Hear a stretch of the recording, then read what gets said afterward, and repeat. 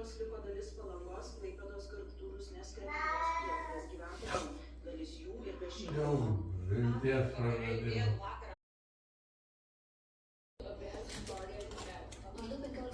Jos vakarienė.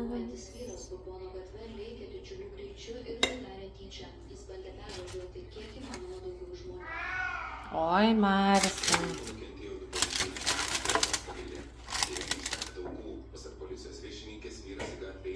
Kaip skaniai.